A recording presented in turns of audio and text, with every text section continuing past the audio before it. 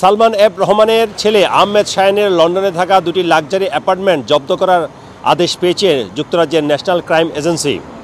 একটি সিভিল ম্যাটারের তদন্তের অংশ হিসেবে তারা এই জব্দের আদেশ পায় বলে ন্যাশনাল ক্রাইম এজেন্সির একজন মুখপাত্র জানিয়েছেন।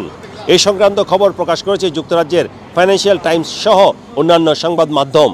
তারা বলেছে সেন্ট্রাল লন্ডনের 17 গ্রসভেনার স্কোয়ারের একটি প্রপার্টি, যেটি 2010 সালে 6.5 মিলিয়ন পাউন্ডে ক্রয় করা হয়েছিল সেটি, এবং নর্থ লন্ডনের গ্রেশাম গার্ডেনে আরেকটি প্রপার্টি যেটি 2011 সালে 1.2 মিলিয়ন পাউন্ডে ক্রয় করা হয়েছিল। এই দুটি প্রপার্টি জব্দ করার আদেশ পেয়েছে ন্যাশনাল ক্রাইম এজেন্সি।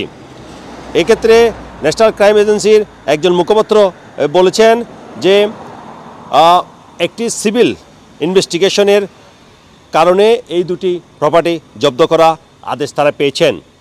এর মধ্যে গ্রেশাম গার্ডেনে যে প্রপার্টিটি, সেখানে বাংলাদেশের ক্ষমতাচ্যুত প্রধানমন্ত্রী শেখ হাসিনার মেয়ে শেখ রেহানা এবং তার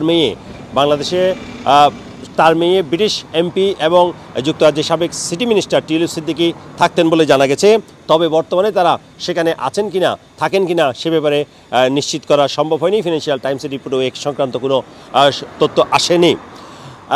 আহমেদ শাহিন এই প্রপার্টি দুটি আইল অফ মেইনের কয়েকটি অফশোর কোম্পানির মাধ্যমে ক্রয় করেছিলেন বলে এই প্রতিবেদনে উল্লেখ করা হয়েছে। আপনারা জানেন, বাংলাদেশে গত 5 আগস্ট ক্ষমতাচ্যুত সাবেক প্রধানমন্ত্রী শেখ হাসিনা তার বেসরকারি বিনিয়োগ বিষয়ক উপদেষ্টা ছিলেন সালমান এফ রহমান, যিনি 13 আগস্ট গ্রেপ্তার হন, বর্তমানে কারাগারে রয়েছেন।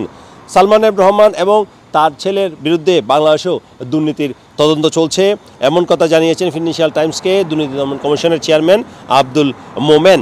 এর পাশাপাশি বলা হচ্ছে, যদিও আহমেদ শাহিনের একজন মুখপাত্র বলেছেন তারা কোনো ধরনের ভুল কাজ কিংবা অন্যায় কাজ করার সাথে জড়িত নন এবং তারা যুক্তরাজ্যের যে কোনো তদন্ত কাজে সহায়তা করবেন।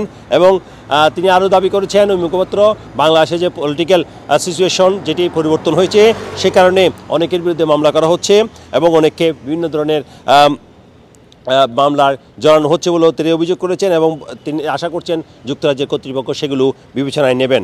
এবং আরেকটি যেটি তথ্য এসেছে সেটি হচ্ছে মূলত সালমান এফ রহমানের এই ছেলে আহমেদ শাহিনের এই প্রপার্টিগুলো অনেকে দাবি করছেন বাংলাদেশ থেকে পাচারকৃত অর্থে কেনা, এবং দীর্ঘদিন ধরে বিশেষ করে 5 আগস্টের ক্ষমতার পট পরিবর্তনের পর বাংলাদেশের অনেকে দাবি করেছেন এইসব প্রপার্টির বিক্রি করে তার অর্থ বাংলাদেশে ফিরিয়ে নেওয়ার জন্য।